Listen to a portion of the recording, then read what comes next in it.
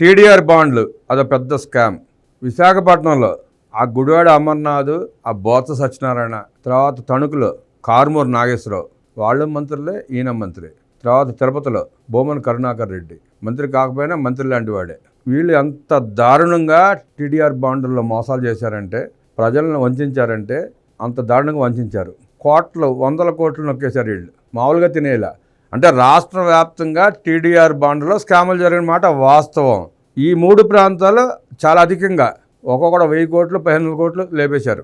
Visakhapatnam case అయింది, vigilance CID దర్యాప్తు చేస్తుంది. అలాగే తణుకు, తిరుపతి కూడా సిఐడి ఇన్వెస్టిగేషన్ చేస్తుంది, విజిలెన్స్ కూడా ఇన్వెస్టిగేషన్ చేస్తుంది. తణుకులోనే సుమారుగా 1000 కోట్లు లేపేశాడంటే కారుమూరి నాగేశ్వరరావు.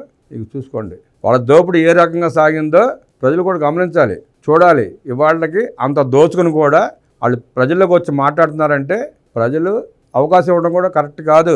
నిలదీయాలి ప్రతి చోట. తణుకు లాంటి నియోజకవర్గంలో కూడా సుమారుగా 1000 కోట్ల రూపాయలు టీడీఆర్ బాండ్ల రూపంలో కారుమూరి నాగేశ్వరరావు తినేశాడంటే ఆ ప్రజలకి నిలదీయాల్సిన బాధ్యత ఉందా లేదా? మిమ్మల్ని మీరు ప్రశ్నించుకోండి. 1000 కోట్లు కావచ్చు, 700 కోట్లు కావచ్చు, 1500 కోట్లు కావచ్చు. విచారణ పూర్తయినాక అమౌంట్ అంతా తెలుస్తుంది. ఆ డబ్బులన్నీ ప్రజల డబ్బులే కదా, మీ డబ్బులే కదా. మీరు ఎందుకు నిలదీయరు? ప్రజలకు బాధ్యత లేదా?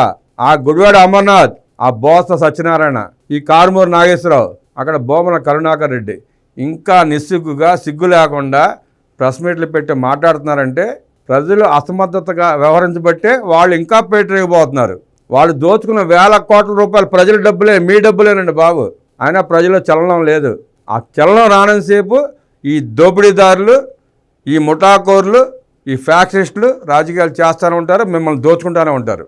విచారణ నివేదిక రాగానే టీడీఆర్ బాండ్ల అక్రమాలపై చర్యలు.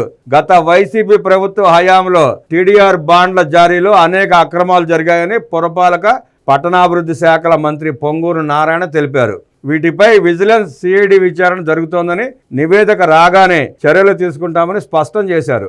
అసెంబ్లీ ప్రశ్నోత్తరాల్లో విశాఖపట్నం తూర్పు నియోజకవర్గం ఎమ్మెల్యే వెలగపూడి రామకృష్ణబాబు అడిగిన ప్రశ్నకు మంత్రి నారాయణ సమాధానం ఇచ్చారు. గత ప్రభుత్వ హయాంలో విశాఖపట్నంలో టీడీఆర్ బాండ్ల జారీలో జరిగిన అక్రమాలపై రీజనల్ విజిలెన్స్ ఎన్ఫోర్స్మెంట్తో పాటు సిఐడి విచారణ కొనసాగుతోందన్నారు. విచారణ నివేదిక రాగానే బాధ్యులపై చర్యలు తీసుకుంటామన్నారు. టీడీఆర్ బాండ్ల జారీలో ఒక్క విశాఖపట్నంలోనే కాకుండా తణుకు, తిరుపతిలో కూడా అక్రమాలు జరిగాయన్నారు. తణుకులో 63.24 కోట్ల విలువైన బాండ్లు ఇవ్వాల్సి ఉండగా 754 కోట్లకు బాండ్లు జారీ చేశారని తెలిపారు. రూరల్ ఏరియాలో భూమి ఇచ్చి పట్టణంలో ఉన్న ఇంటి అడ్రస్ ఇవ్వడంతో ఆ ఇంటి స్థలం విలువ ఆధారంగా బాండ్లు జారీ చేసినట్లు మంత్రి తెలిపారు. ఇప్పుడు ఇలా దోచుకున్న దాంట్లో ఆ మాజీ మంత్రి, ఆ కారుమూరి నాగేశ్వరరావుతో పాటు ఆ ఉద్యోగస్తులు కూడా ఉంటారు కదా. ఉద్యోగస్తులు తెలియకుండా ఏది జరగదు. అలా తప్పులు చేసిన ఉద్యోగస్తులను కఠినంగా శిక్షించకపోతే మార్పు రాదు. రాజకీయ నాయకులను విమర్శించడంతో పాటు అధికారులు కూడా బాధ్యులను చేయకపోతే మార్పు రాదు, వ్యవస్థలు బాగుపడవు. అదేవిధంగా తిరుపతిలో 170.99 కోట్ల విలువైన 29 బాండ్లు జారీ చేశారన్నారు. గత ప్రభుత్వంలో టీడీఆర్ బాండ్ల జారీలో అక్రమాలు జరగడంతో కూటమి ప్రభుత్వం ఏర్పడిన తర్వాత 5 నెలల పాటు టీడీఆర్ బాండ్లు నిలిపివేశామని మంత్రి తెలిపారు. ప్రస్తుతం రాష్ట్రంలో 965 టీడీఆర్ బాండ్ల జారీ పెండింగ్లో ఉందన్నారు. గత ప్రభుత్వంలో టీడీఆర్ బాండ్ల జారీలో అక్రమాలతో పాటు అన్ని అంశాలపై 3 నెలల్లో స్పష్టత ఇస్తామని మంత్రి నారాయణ తెలిపారు.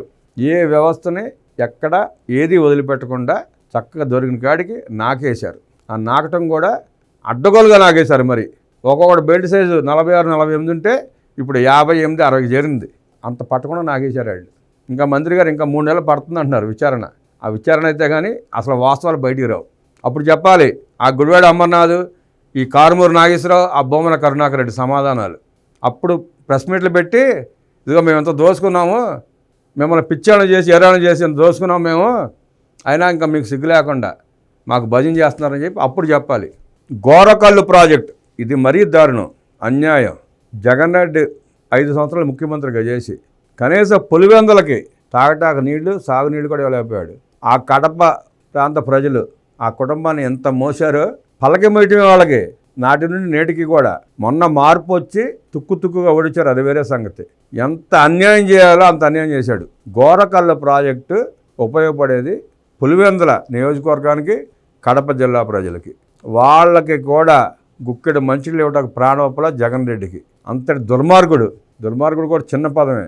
జగన్మోహన్ రెడ్డికి ఆపాదించడానికి పదాలు కూడా ఎత్తుకోవాల్సి వస్తుంది. అన్ని దారుణాలు చేశాడు. అంత దుర్మార్గుడు. నీ సొంత నియోజకవర్గానికి, నీ కడప ప్రాంతానికి నీళ్లు ఇవ్వలేకపోయినా నువ్వు ప్రెస్ మీట్లు పెట్టి స్క్రిప్టులు చదువుతావు గంటలు. పైగా నాకు అసెంబ్లీకి రావడానికి అవకాశం ఇవ్వట్లేదు అంటావు. నువ్వేం చేస్తావు? అసెంబ్లీకి వెళ్ళి ఏం మాట్లాడగలుగుతావు? నీ వల్ల ఏమవుతుంది? నారా లోకేష్ని అసెంబ్లీలో చూస్తే నీకు వణుకు వస్తుంది, నీ నోటి నుంచి మాట పెగలదు. ఆయన అడిగే ప్రశ్నలకి తాత మామమ్మ అని పరిపోతావు.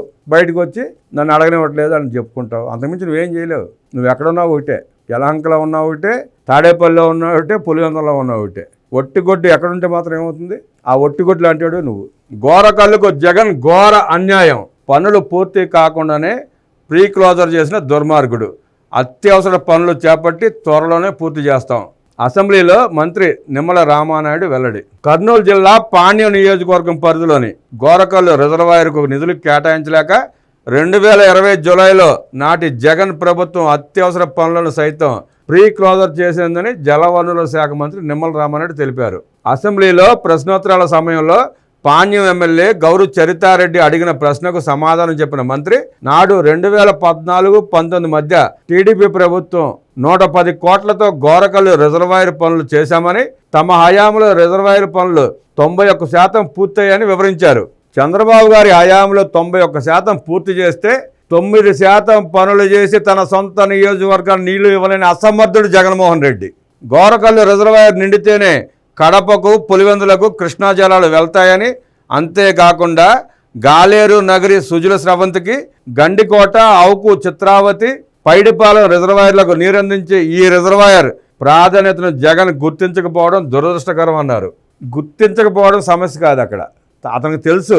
కాకపోతే ఆ 9% పనులు పూర్తి చేస్తే ఆ ప్రాంత ప్రజలకి నీళ్ళు వస్తే వాళ్ళు అభివృద్ధి చెందుతారు, వాళ్ళు సంపాదించుకుంటారు అన్న అక్కసుతో ఒకటి.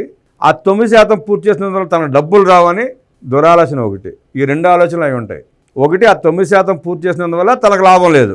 రెండోది, ఆ ప్రాంత ప్రజలు అభివృద్ధి చెందుతారు, పంటలు పండితే ఆర్థికంగా నిలదొక్కుంటారన్న కుళ్ళుతాయి ఉంటుంది.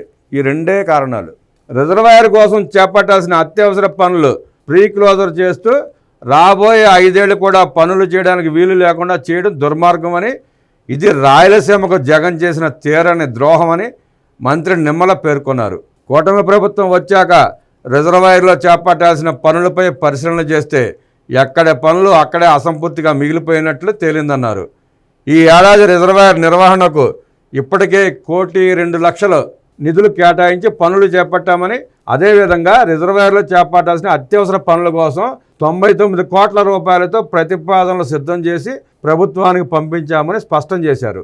నిధులు మంజూరు కాగానే గోరకల్లు రిజర్వాయర్లో చేయాల్సిన అత్యవసర పనులు చేపట్టి త్వరితగతిన పూర్తి చేస్తామని వివరించారు. అదేవిధంగా వంశధార లిఫ్ట్ పనులు ప్రారంభిస్తాం.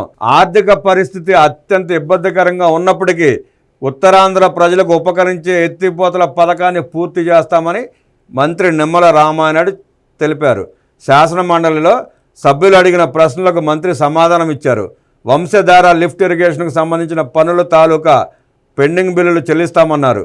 వంశధార లిఫ్ట్ ఇరిగేషన్కు 176 కోట్లు అంచనా కాగా 141.17 కోట్లు వాస్తవ వ్యయంగా ఆయన పేర్కొన్నారు. గత ప్రభుత్వం అన్ని చోట్ల చేసినట్లే ఈ లిఫ్ట్ ఇరిగేషన్ పనులకు కూడా బిల్లులు చెల్లించకపోవడం వల్ల కాంట్రాక్ట్ ఏజెన్సీలు పనులు నిలిపివేశాయన్నారు. వారందరితో ఇటీవలే మాట్లాడి కొంతవరకు బకాయిలు చెల్లిస్తామని హామీ ఇచ్చి పనులు చేసేందుకు ఒప్పించామన్నారు. వంశధార లిఫ్ట్ ఇరిగేషన్ ప్రాజెక్టుని సాధ్యమైనంత త్వరలో పూర్తి చేస్తామని రామానాయుడు వివరించారు. ఏ లిఫ్ట్ ఇరిగేషన్ ప్రాజెక్ట్ అయినా, ఏ మేజర్ ప్రాజెక్ట్ అయినా జగన్ రెడ్డి చేసింది అదే. 20 కోట్లు అంత బడ్జెట్లో చూపించాడు, 10,000 కోట్ల పనులు అన్నాడు, 2,000 కోట్లు చెల్లించాడు, 8,000 కోట్లు లేపించాడు, 8,000 కోట్లు తినేశాడు. దాంట్లో 10,000 కోట్లలో 10,000 కోట్లు మురిగిపోయినాయి, పనులు చేయలే. నేరడి బ్యారేజీ వివాదం కొలికి తెస్తాం. శ్రీకాకుళం జిల్లా ప్రజలకు ఎంతో ఉపకరించే నేరడి బ్యారేజీ సంబంధించి ఒడిశా, ఆంధ్రప్రదేశ్ రాష్ట్రాలకు మధ్య ఉన్న కోర్టు వివాదాన్ని సాధ్యమైనంత త్వరలో పరిష్కరించడానికి ప్రయత్నిస్తున్నట్లు మంత్రి నిమ్మల రామానాయుడు స్పష్టం చేశారు. మండలిలో సభ్యులు అడిగిన ప్రశ్నలకు ఆయన సమాధానం ఇచ్చారు. 1961 ప్రాంతంలో ఈ బ్యారేజీకి రూపకల్పన చేయగా ఇందుకు ఒడిశా రాష్ట్రంలోని 106 ఎకరాలు అవసరం కాగా వారిని ఒప్పించి ఒప్పందం చేసుకున్నట్లు మంత్రి చెప్పారు. వరద ఉధృతి, పెరిగిన నీటి లభ్యతను దృష్టిలో పెట్టుకుని ఈ ప్రాజెక్టు డిజైన్ మార్చారన్నారు. ఇందుకు ఒడిశా రాష్ట్రంలోని మరో 1200 ఎకరాలు కావాల్సి వచ్చిందన్నారు. ఈ మేర భూములు ఇచ్చేందుకు ఒడిశా ప్రభుత్వం నిరాకరించడంతో మన ప్రభుత్వం ప్రత్యామ్నాయ ఏర్పాట్లు చేసింది. ఈ దశలో ఒడిశా ప్రభుత్వం కోర్టుకు వెళ్ళగా మనకు అనుకూలంగా తీర్పు ఇస్తూ వంశధార జల వివాద ట్రిబ్యునల్ ఏర్పాటు చేసుకోవడం ద్వారా పరిష్కరించుకోమని డైరెక్షన్ ఇచ్చిందన్నారు. దీనిపై ఒడిశా ప్రభుత్వం సుప్రీంకోర్టులో 3 రిట్ పిటిషన్లు వేసింది. ప్రస్తుతం ఈ వ్యవహారం సుప్రీంకోర్టులో ఉంది. ఈ నెలలో వీటిపై విచారణ జరగనుంది. ఇందుకు మన ప్రభుత్వం తరపున సమర్థులైన న్యాయవాదులను పెట్టి వాదించబోతున్నాం. అలాగే కేంద్ర ప్రభుత్వం కూడా ఈ వ్యవహారంలో జోక్యం చేసుకుని ఇరు రాష్ట్రాల మధ్య వివాదాన్ని సానుకూల దృక్పథంలో పరిష్కరించడానికి సహకరించాలని ముఖ్యమంత్రి చంద్రబాబు కోరనున్నట్లు మంత్రి నిమ్మల తెలిపారు. గత 5 ఏళ్లలో జగన్మోహన్ రెడ్డికి ఇలాంటి వివాదాలు పరిష్కరించుకోవడానికి లాయర్లు దొరకల. తన సొంత కేసులకు మాత్రం గంటకు 5 లక్షలు 10 లక్షలు ఇచ్చి లాయర్లు తెచ్చుకునేవాడు. పెద్ద పెద్ద లాయర్లని. ప్రజలకు అవసరమైన కోర్టులో కేసులు పెండింగ్ ఉన్న వాటికి మాత్రం లాయర్లను పెట్టుకోవాలి. ఏదో తూతూ మంత్రం అంతే. పిటిషన్లు వేయటం, వాయిదాలు ఆడటం, పిటిషన్లు వేయటం, వాయిదాలు ఆడటమే. అదే అప్పుడే కొంచెం స్పీడప్ చేసినట్టయితే ఇప్పటికి ఒక కొలుక్కు వచ్చేది. ఆ ప్రాజెక్ట్ కూడా పూర్తి అయిపోయేది. ఏది చేయడు, చేయలేడు, చేయనివ్వడు.